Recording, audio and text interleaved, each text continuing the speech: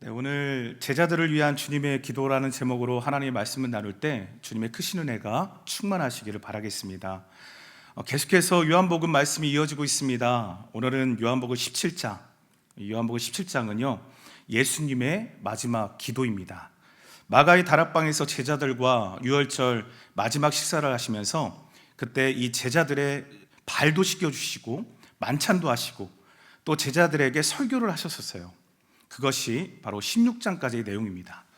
그리고 이제 17장으로 넘어와서 이제 예수님은 십자가를 지시기 전날 밤, 십자가를 지시기에 앞서서 자신과 하나님을 위해서 그리고 사랑하는 제자들을 위해서 기도를 하시는데요, 오늘 저와 여러분이 예수님이 십자가를 지시기 전날 밤에 드린 오늘 본문, 이 기도의 내용을 살펴보면서 우리가 과연 이 땅에서 무엇을 위해 살아가야 되는가, 어떻게 살아가야 되는가, 그것에 대한 교훈과 답을 발견할 수 있기를 소원합니다. 자, 예수님은 죽으시기 전날 밤에 어떤 기도를 하나님께 드렸을까요? 먼저 예수님은 하나님의 영광을 위해서 기도를 하셨습니다. 본문 1절을 한번 보실까요? 네, 17장 1절입니다. 예수께서 이 말씀을 하시고 눈을 들어 하늘을 우러러 이르시되 아버지여, 때가 이르렀사오니 아들을 영화롭게 하사 아들로 아버지를 영화롭게 하게 하옵소서. 아멘. 여기 아버지를 어떻게 해요? 영화롭게 하옵소서. 영화롭게.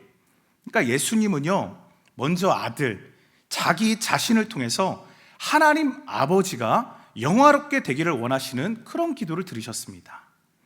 그래서 그 아버지의 영화로움, 그 아버지의 영광을 위해서 아들은 기꺼이 선택을 합니다.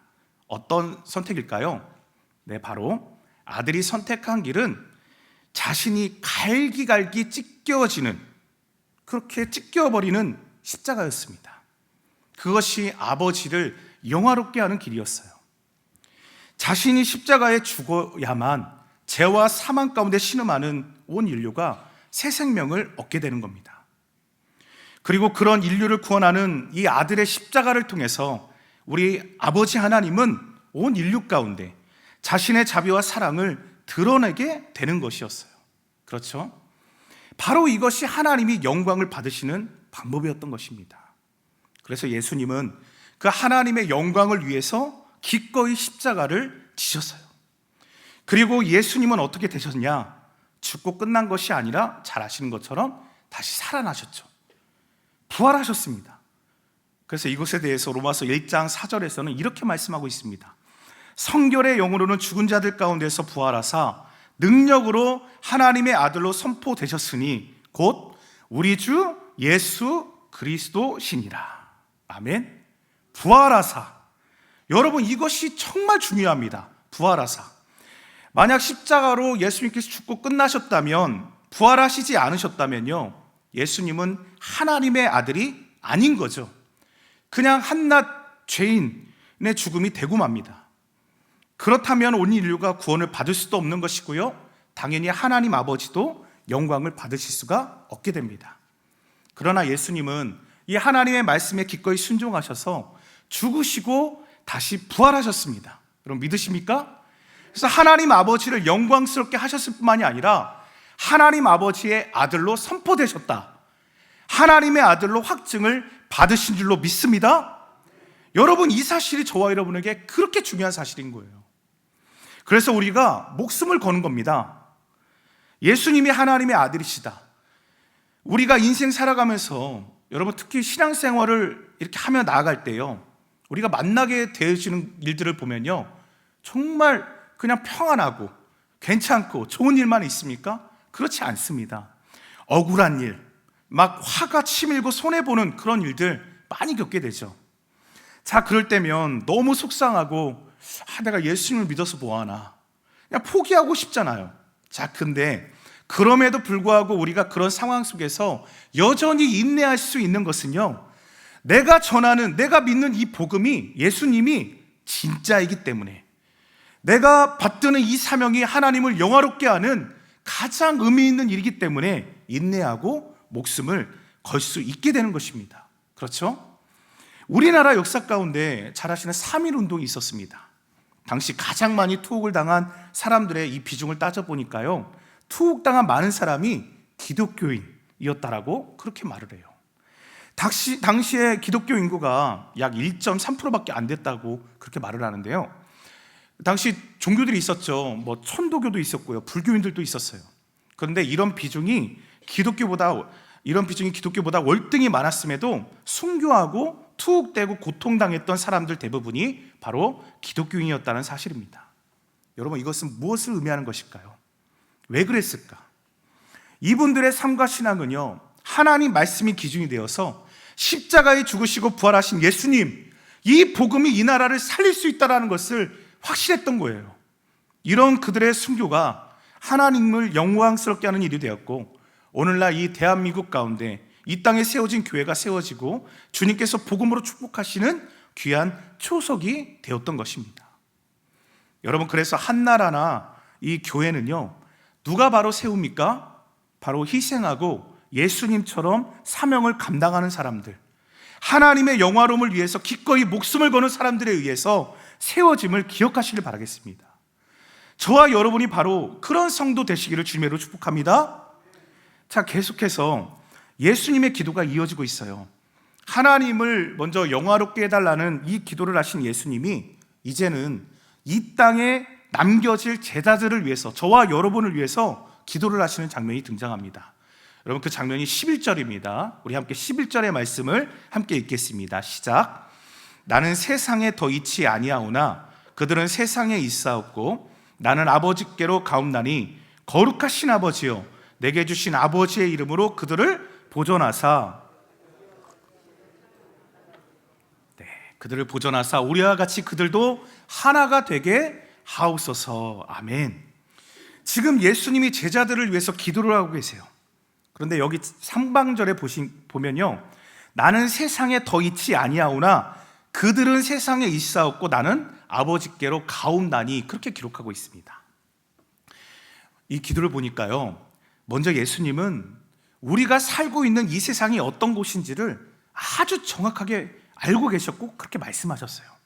자, 우리 그리스도인들의 현 주소가 어디에 있냐? 바로 이 세상에 있다라는 것입니다. 그렇죠? 저와 여러분은 지금 이 세상에 살고 있어요. 마태복음 17장을 보면 거기에 잘 아시는 변화산 사건이 기록되어 있습니다. 예수님께서 세 제자를 데리고 이 변화산에 오르셨는데, 그때 예수님께서 제자들 앞에서 그 얼굴이 해같이 빛났고요, 그리고 옷이 빛과 같이 휘어졌다, 그렇게 기록하고 있습니다. 그리고 모세와 엘리야가 나타나서 예수님과 말씀을 나누셨는데, 이때 베드로가요, 그런 곳에서 너무나도 놀라운 광경을 보고는 입을 다물지 못했어요. 너무나 좋았던 거예요. 얼마나 어메이징한 그런 광경이었는지 그 은혜의 현장에서 결코 떠나고 싶지가 않았던 겁니다. 그곳을 떠나지 않고 계속 거기에 머물고 싶어 했습니다. 근데 그 놀라운 은혜의 시간이 지난 후에 예수님은요, 말없이 그들을 다시 데리고 오십니다. 다시 이 세상으로 내려오셨어요. 그러니까 결국 그들이 살아야 될, 제자들이 머물러야 될 땅, 그곳은 변화산이 아니라 바로 갈릴리였다는 사실입니다. 여러분, 이렇게 우리가 살아야 할 삶의 현장은요, 바로 변화산도 아니고요, 기도원도 아니고 수도원도 아니고 아직 부활을 경험하지 못한 사람들이 함께 살고 있는 바로 이 세상이다라는 점입니다. 그래서 본문 18절을 보시면 예수님께서 이렇게 말씀하셨어요. 아버지께서 나를 세상에 보내신 것 같이 나도 그들을 세상에 보내었고. 아멘. 그러니까 예수님은 제자들을 단순히 세상에 살라고 하신 것이 아니라 적극적으로, 아주 적극적으로 세상으로 파송하셨다라는 사실입니다. 여러분, 왜 주님께서 파송을 하셨을까요? 그것은 우리가 앞에서도 나누었지만 하나님 영광을 위해 사셨던 예수님처럼 우리도 이 세상에서 할 일이 있기 때문에 우리를 파송하신 겁니다.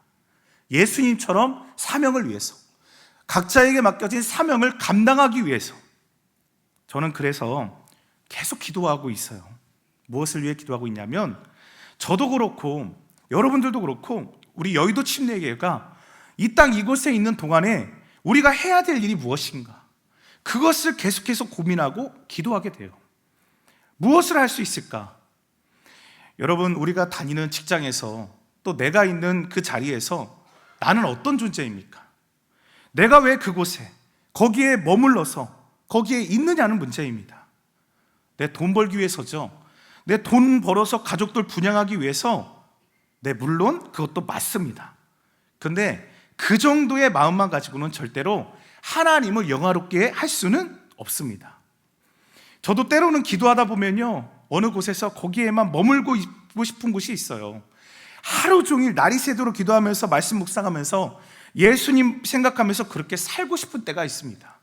근데 그렇게 사는 것이 하나님이 원하시는 삶은 아니라는 것입니다.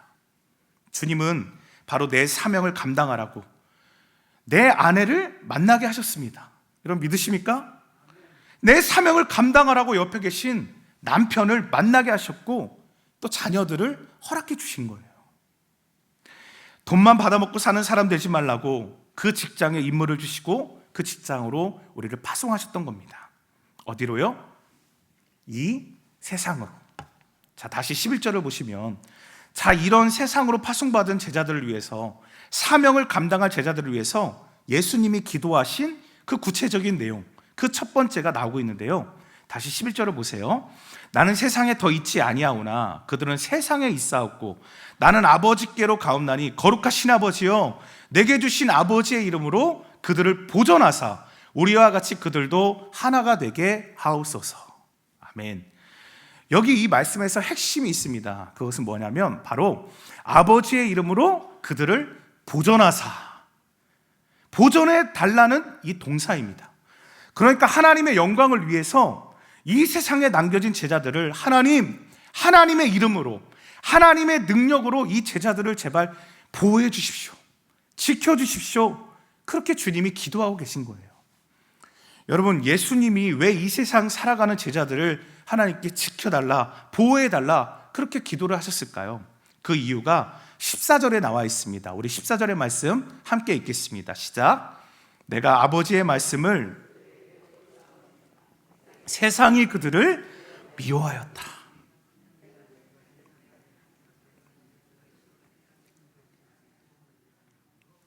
네, 아멘. 여러분, 여기에 보니까 말씀을 그들에게 주었사오매 세상이 그들을 어떻게 했다라고요? 미워하였사오니. 네, 세상이 그들을 미워하였사오니. 바로 세상이 저와 여러분들을, 그리스도인들을 미워하기 때문에 그렇다라는 것입니다. 여기 세상이라는 단어는 그냥 예수를 안 믿는 사람 그 정도로 해석하시면 안 됩니다. 여기 세상이라는 단어는요, 세상의 임금이죠. 바로 마귀도 표현하고 있는 것이에요. 그러면 세상이, 이 마귀가 그리스도인들을 미워하면서 과연 우리에게 빼앗고자 하는 것이 무엇일까요? 그 첫 번째가 뭐냐 하면 바로 하나됨입니다. 성도가 하나 되는 것, 이걸 빼앗고 싶은 거예요. 계속 읽은 11절 하반절에 보면 거룩하신 아버지여, 내게 주신 아버지의 이름으로 저희를 보존하사 우리와 같이 그들도 어떻게 해요? 하나가 되게 하옵소서. 아멘. 여러분, 예수님은 제자들이 하나 되도록 보존해 달라 그렇게 기도하셨습니다. 즉 마귀가 저와 여러분에게서, 우리에게서 빼앗고자 하는 것은요, 바로 성도의 하나됨입니다. 하나됨. 그래서 가정을 파괴시켜요. 공동체를 파괴시키고 교회마저 파괴시키려고 하는 것입니다. 그래서 우리는 정신을 차리고 이 하나됨을 위해서 힘쓰며 살아야 됩니다. 여러분, 우리가 왜 하나입니까? 그것은요, 저와 여러분은 이 땅에서도 이렇게 다 보고 살지만요, 다 하나님 나라에서 다시 만날 수밖에 없는 그런 존재들이기 때문에 그렇습니다. 사회생활이고 교회생활을 하다 보면 정말 꼴 보기 싫은 그런 사람들 우리가 만납니까? 안 만납니까? 만나죠. 지금 이 자리에도 다 있어요. 그죠? 네, 옆에 누구 딱 생각나는 사람이 있을 거예요. 자, 근데요, 너무 꼴 보기 싫은 그 사람을 우리는요, 천국에서 또 만나야 돼요. 그렇죠? 지긋지긋하십니까? 그래서 마귀는 우리를 자꾸 떼어 놓으려고 그런 시도를 하고 있어요. 못 만나게 하려고. 그래서 우리는 세상으로 나아가기 위해서, 이 세상 마귀에게 빼앗기지 않기 위해서 열심히 해야 될 일은 있는데요, 바로 하나됨을 위해서 힘써야 합니다. 근데 다시 한번 말씀드리지만 마귀는요, 그것을 원치 않아요. 너무 싫어해요. 그래서 우리의 마음속에 자꾸 끊임없이 분열케 하고 미움을 주고 비난하고 정죄하고 그런 마음을 자꾸 심어줍니다. 자, 여러분, 이런 상황에서 우리가 어떻게 해야 되겠습니까? 그래서 우리는 계속 기도해야 돼요. 기도. 사도 바울이 이런 문제에 대해서 얼마나 고통스러웠는지 로마서 7장 19절에 이렇게 고백을 해놨더라고요. 내가 원하는 바 선은 행하지 아니하고 도리어 원하지 아니하는 바 악을 행하는도다. 너무나 진짜 공감이 되었어요. 선을 행하길 원해요. 여러분, 한번 묻겠습니다. 여쭙겠습니다. 여러분, 다 선을 원하기 원하시죠? 선을 행하기를. 그렇지 않으십니까? 주님을 믿는 우리는요, 다 선을 행하길 원해요. 그런데 나에게 악이 함께 있다, 그렇게 고백하고 있어요. 악이. 근데 이게 정확한 겁니다. 선을 원하는 우리의 마음이 있지만 또한 우리 안에 악이 있어요. 부부 생활을 해보면 너무나 잘 이해되실 거예요. 정말 잘하려고 사랑하려고 노력하는데 상대방 반응이 별로 신통치 않으면 얼마나 그게 고통스럽습니까? 섭섭하게 되는 거예요. 주변 인간관계도 잘하려고 막 부단히 노력하는데 내가 너 좀 마음에 안 들지만 부단히 노력했는데 돌아오는 것은 냉담화. 그렇죠? 제가 참 젊은 나이로 우리 성도 여러분 앞에서 너무나 부끄럽고 죄송하지만 요즘 사실 제 허리가 많이 안 좋습니다. 너무나 부끄럽고 그래서 말씀을 못 드릴 분들이 너무나 많아요. 통증이 너무 심해서 통증으로 고생하시는, 제가 아파 보니까 그렇게 고생하시는 분들의 마음이 너무나 공감되고 이해가 되는 거예요. 요즘에 제가 길거리를 거닐고 공원을 거닐 때요, 정말 그 절뚝거리시는 분들, 그런 분들이 눈에 들어오고 있어요. 허리가 안 좋으시구나. 얼마나 고통스러우실까. 제가 경험해 보니까 알 것 같아요. 그러다 보니까 제 와이프가 저 걱정한다고 몸이 어떠냐고 자주 물어봐요. 그 긴 문자를 보냈습니다. 그래서 저는 그게 참 위로가 되더라고요. 공감해주고 있다는 사실이. 그리고 저도 와이프한테 여보 고마워. 정말 큰 위로가 되네. 잘 이겨내고 사역도 열심히 해야지. 그랬어요. 자, 이게 하나됨 아닐까요? 그죠?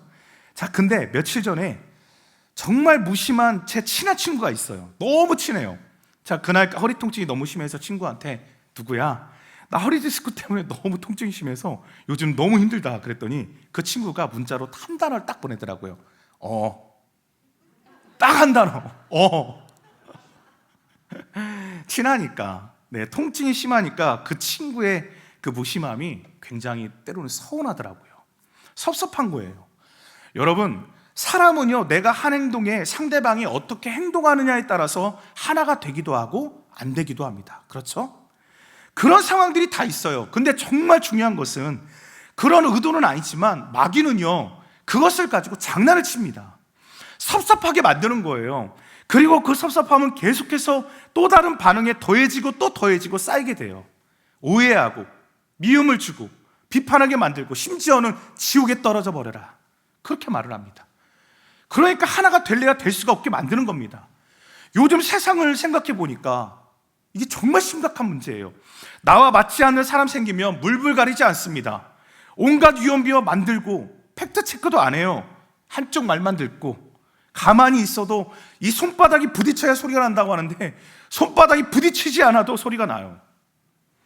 여러분, 바로 그럴 때 우리가 그 마음속에 있는 부정적 생각들을 내어 쫓기 위해서 참 많은 노력을 기울여야 합니다. 예수님은 어떻게 하나님과 늘 하나가 될 수 있었을까요? 그것은 예수님의 삶 자체가 늘 하나님께 고정되어져 있었어요. 늘 하나님과 함께, 늘 하나님께 기도하고 하나님과 교제하는, 말씀을 붙드는 그런 삶을 사셨기 때문에 가능했던 겁니다. 말씀을 읽고 묵상하고 기도하고 하나님의 뜻을 구하면 마귀의 의도가 선명히 보이게 돼요. 그래서 그 주님의 마음으로 내 상대를 사랑으로 대할 수 있게 되는 것입니다. 여러분, 오늘도 꼴 보기 싫은 그 사람 있으십니까? 기도하십시오. 주님, 용서하게 해주세요. 하나 되게 해주십시오. 그렇게 기도하세요. 비판하는 마음, 분노, 주님 마귀에게 틈을 주지 않도록 이 마음 지켜주세요. 보존해 주세요. 그렇게 기도함으로 하나됨을 경험하는 저와 여러분 되시기를 주님의 이름으로 축복합니다. 자, 그리고 다음으로 세상이 우리에게 빼앗아 가려고 하는 것, 그게 뭐냐 하면 두 번째는요, 바로 기쁨을 빼앗고자 하는 것입니다. 성도의 기쁨. 13절을 보세요. 지금 내가 아버지께로 가오니 내가 세상에서 이 말을 하옵는 것은 그들로 내 기쁨을 그들 안에 충만히 가지게 하려 함이니이다. 와, 우리 주님이 이걸 너무나 간절히 바라셨던 것 같아요. 제자들에게, 예수님이 가지고 있는 그 기쁨이 제자들에게 충만히 있기를 원하셨어요. 네, 여러분, 오늘날 기쁘십니까? 주님 주시는 기쁨이 충만하십니까? 기뻐야 돼요. 지금 예수님은 제자들 안에 신령한 기쁨이 넘치기를 바라고 원하셨어요. 세상이 줄 수도 없고 알지도 못하는 신령한 기쁨, 예수님 안에 있고 그분만이 주실 수 있는 기쁨을 말씀하는 겁니다. 그래서 예수님은 바로 이 기쁨이 제자들에게 보존되고 필요하다라고 생각을 하셨던 것 같아요. 왜 그러셨을까요? 앞에서도 말씀드렸지만 예수님은 이제 이 세상을 떠나십니다. 그렇죠? 그래서 이 세상을 떠나게 되면 세상은 이 제자들을 가만히 두지 않아요. 미워할 것이고요, 환난을 주고 고난을 줄 것임을 예수님이 아셨기 때문에 이 제자들을 주님 지켜주십시오, 그렇게 기도하셨던 겁니다. 여러분, 그래서 예수님의 제자는요, 어떤 환경에서도 절망하지 않는 겁니다. 왜냐하면 예수님의 기쁨이 내 안에 충만하게 있기 때문에. 그래서 교회에 오면 교회가 그렇게 즐거운 거예요. 여러분, 지금 교회에 오셨죠? 즐거우셔야 됩니다. 즐거울 수밖에 없는 곳이 바로 교회예요. 왜요?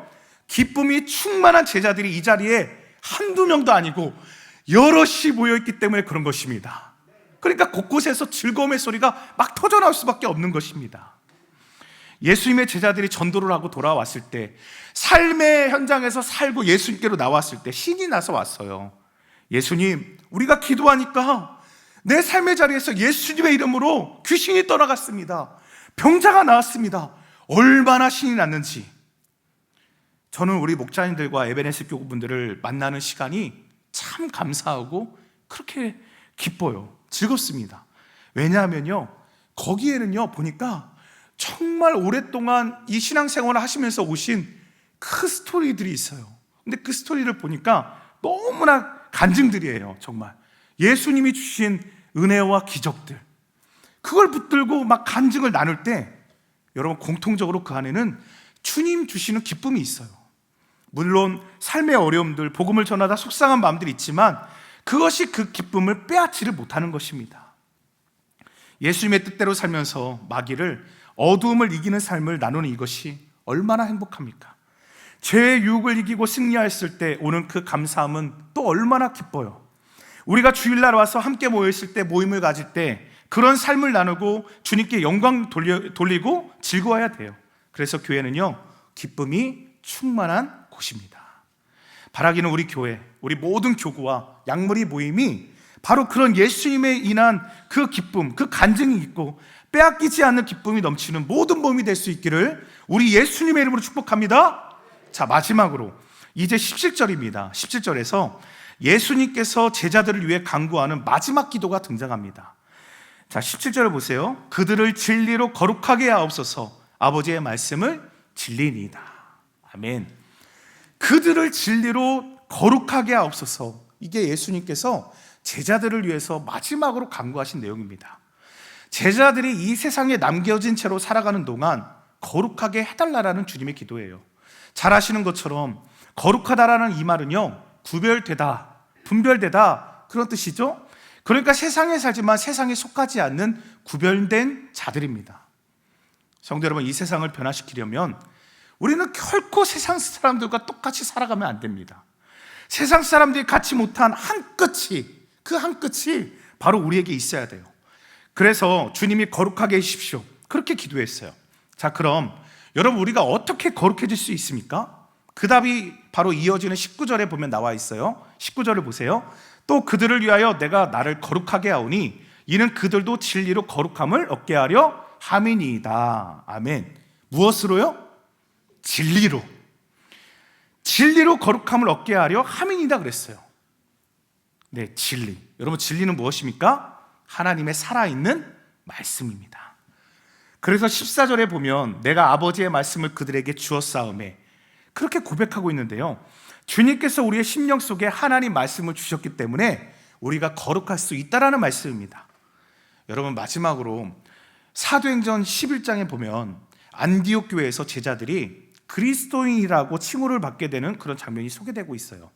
11장 26절에 보면, 여러분 잘 들어보세요.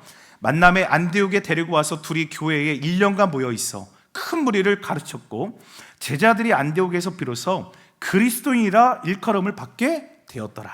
아멘. 여기 안디옥 교회는 지형적으로 교회가 있기에는 별로 좋지 아니한 그런 곳이었어요. 근데 거기에서 그리스도인이라 불리우는 사람들이 한두 명씩 생겨나기 시작했다는 겁니다. 왜 그랬을까요? 그리스도인이라고 하는 말 자체가요, 그 뜻 안에 예수님의 말씀을 따라 사는 사람들이라는 그런 뜻이 있어요. 이들이요, 당시 사도행전이 쓰여지는 그 당시 그들이 사자들에게 먹혀 죽었습니다. 남들이 다 욕심내는 것들 포기한다 할지라도 그들 안에, 그들 가슴 속에 다시 살아나신 예수님, 이 부활에 대한 확신이 있었습니다. 자, 그랬기 때문에 그들은 다른 사람들과 다른 삶을 살았는데 주님의 가르침대로만 삶을 살았던 겁니다. 안디옥 사람들이 바로 그 그리스도인들의 다른 모습을 보면서 한두 명씩 충격을 받기 시작했습니다. 여기 안디옥은요, 어떤 도시냐면 로마 제국의 3대 도시입니다. 화려했고요, 돈이 아주 넘쳐나는 그런 도시, 환락의 도시가 바로 안디옥입니다. 그러다 보니까 사람들마다 돈이 되는 일이라면 물불 가리지 않고 사람 죽이고 빼앗고 집 밟는 거, 그런 건 문제가 되지 않았습니다. 쾌락을 위해서라면 동성애 전혀 죄로 여기지 않았어요. 그러니까 성적으로 타락한 곳이, 난무했던 곳이 바로 안디옥입니다. 그런데 전혀 알지도 못했던 사람들이 예수를 믿는다고 하는 저 자들이 다 다르게 살아갔다라는 겁니다. 손해보는 일은 마다하지 않고 술자리와 누구든 하고 싶어하는 쾌락의 자리를 비껴나가기 시작했습니다. 한 명, 두 명 그런 사람들을 볼 때마다 그 사람들은 이렇게 외쳤습니다. 에이, 그 바보들, 세상 물정 모르는 것들, 모질이들, 그렇게 취급을 했어요. 당시 문화가 그렇게 힘의 문화, 빼앗는 문화였습니다. 그런데 오른뺨을 때리면 왼뺨을 때리라고 고개를 드는 겁니다. 악한 마음으로 그들의 것을 빼앗았습니다. 그랬더니 속옷도 드리겠습니다. 그렇게 반응을 하는 거예요. 사람들은 누구나 덜 일하고 더 많이 받기를 원하는데, 조금이라도 내가 더 일하는 거 손해보는 것 같으면 불같이 화를 내는데, 그런데 오리를 가자고 했더니 제가 10리를 같이 가드리겠습니다. 그렇게 반응을 하니까 그런 사람들의 모습이 자꾸 불편하게 안디옥 사람들의 눈에 밟히는 것이었습니다. 저것들은 도대체 뭐지? 여러분, 당시 그리스도인들, 이런 그들에게 공통점이 하나 있었다는 거예요. 그게 무엇입니까? 바로 그것은 그들이 예수가 가르쳤던 도를 따라 사는 사람들이었다는 사실입니다. 그런 그들을 보면서 안디옥의 예수를 안 믿는 사람들이요, 그들을 예수님의 가르침대로 사는 사람들, 예수의 말씀 따라 사는 사람들, 즉 그리스도인이다, 그렇게 칭했던 것이었습니다. 성도 여러분, 우리가 성경 말씀대로 살면 어떻게 될지, 고난이 올지 복을 받을지, 그건 우리는 아직은 알 수 없습니다. 그러나 예수님 말씀대로 가르침대로 살면요, 우리가 머물고 있는 그 자리에 사람들은 분명히 우리를 그리스도인이다, 다른 사람들이다, 그렇게 칭하게 될 줄로 믿습니다. 손해보는 삶, 머저리 같은 삶이라 할지라도 결국 주님 말씀대로 살면 세상 사람들은 자신들이 사는 모습에 대해서 갈등하게 되고요, 생각해 보게 될 거예요. 여러분, 바로 우리 예수님은 저와 여러분에게 그런 삶을 기대하시면서 하나님께 간절히 기도하시고 십자가를 향해 나아갔던 겁니다. 성도 여러분, 저와 여러분은 진짜 그리스도인이 맞습니까?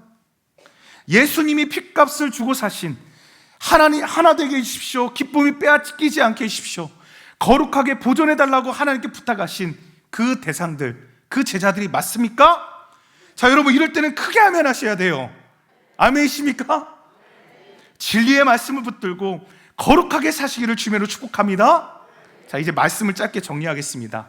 네, 우리 예수님은 그렇게 죽으시는 그 전날 밤에도, 또 죽으시는 그 순간에도 제자들의 보전함을 위해서 하나님께 기도하시고 끝까지 제자들을 생각하셨습니다. 그리고 지금도 예수님은 저와 여러분을 위해서 하나님 보좌 우편에 앉아 계시고 우리를 위해 기도하고 계신 줄 믿습니다. 우리를 지키시고 보호하시는 예수 그리스도의 그 기도를 여러분 잊지 마십시오. 오늘날 어떤 상황에도 하나 되고 기뻐하고 거룩하게 살아가기를 결단하는 주님의 제자들, 진짜 그리스도인들이 다 되시기를 우리 주님의 이름으로 간절히 축원합니다.